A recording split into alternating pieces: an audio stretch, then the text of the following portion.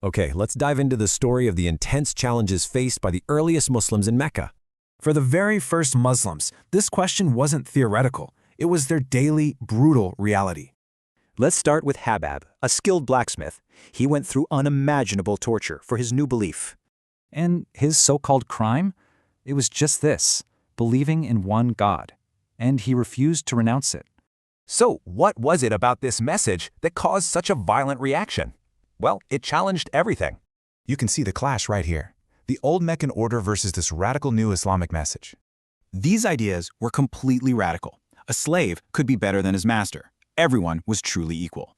For Mecca's leaders, this was a huge problem. It was a direct threat to their systems of control. Because of all this danger, the movement had to stay secret for the first 3 years.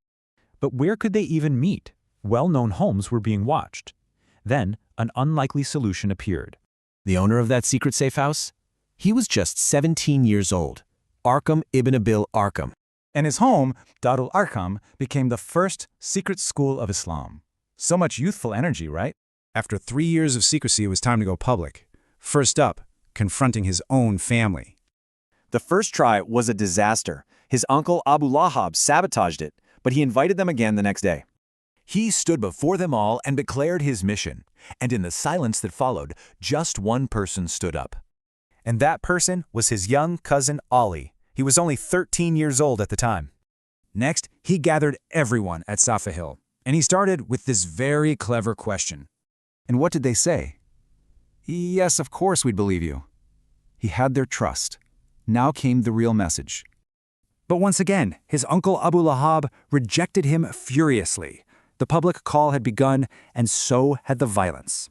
But the believer's faith didn't break. After being beaten unconscious, Abu Bakr's first words were this. Or take Abdullah ibn Masud. After being attacked, he said he'd go back and do it all again tomorrow. Even when his own uncle begged him to stop, this was his unshakable response, absolutely determined.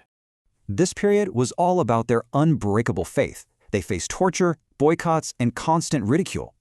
So it makes you think, what gives an idea the power to survive against absolutely impossible odds?